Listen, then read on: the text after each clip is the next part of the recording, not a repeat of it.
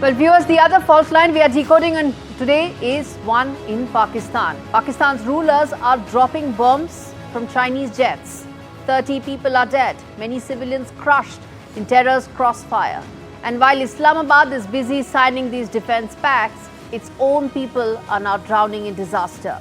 What really happened? Is there a power play that is veiled in this entire issue, in this entire instance? We get you those details in this report.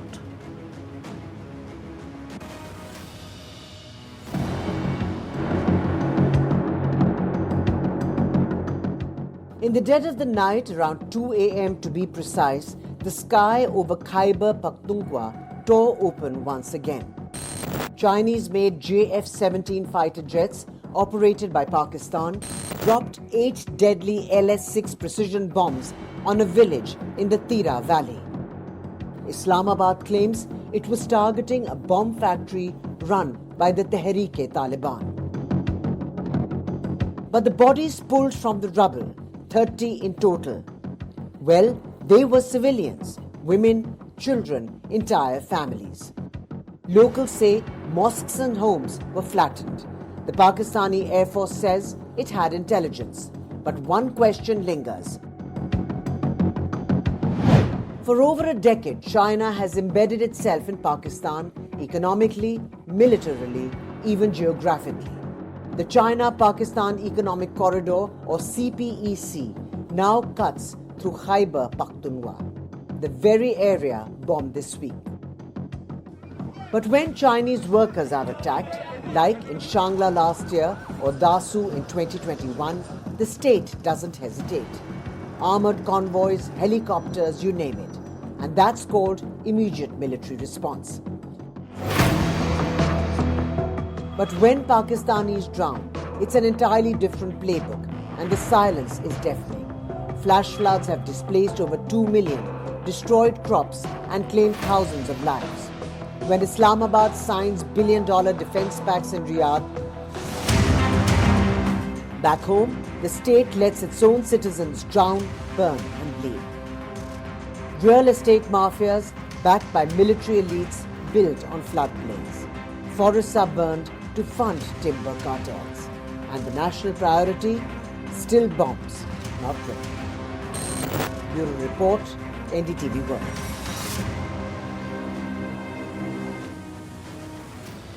Viewers, made in China bombs dropped in Pakistan from made in China jets by Pakistan. More than 24 innocents, including women and children, just dead in silence. And still no rescue, no accountability. You see, Pakistan's real battleground is not KPK, not Khyber Pakhtunkhwa. It is sovereignty itself. And the biggest casualties, well, are the innocent Pakistani civilians. Let's get you now details of exactly what was used, the weaponry that was used to bomb its own civilians. What exactly did Pakistan use? First and foremost, JF-17 fighter jet that was used, and this has details of what exactly were the specs as far as the weaponry that was used. The JF-17 fighter jet has a maximum speed of 1200 miles per hour. It flies at 50,000 feet.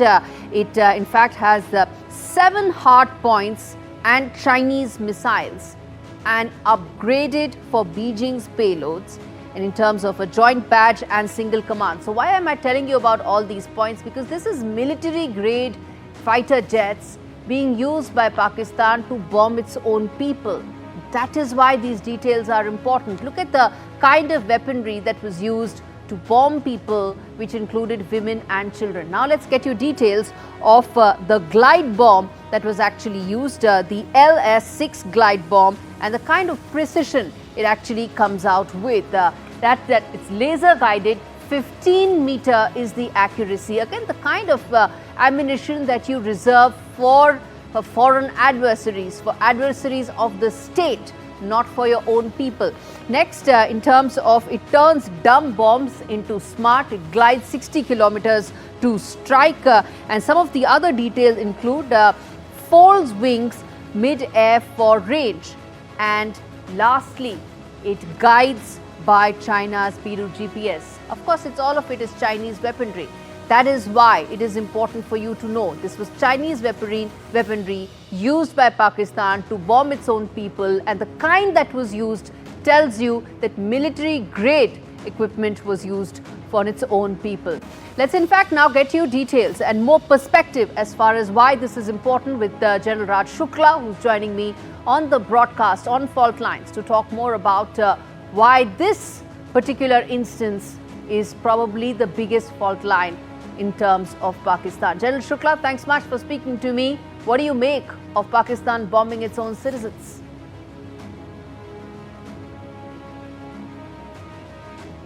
Challenges in KPK, Baluchistan, these cross-border linkages from Afghanistan, they are getting ahead of the Pakistani state.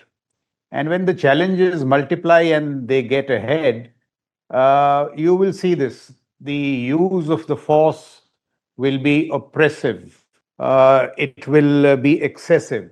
When you are in control, the response with the use of force will be calibrated and balanced. So in the instant case, look what happens.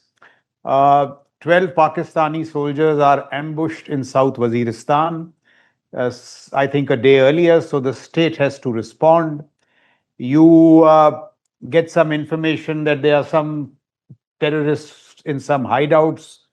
They turn out to be homes. You target them. You miss the target, poor intelligence.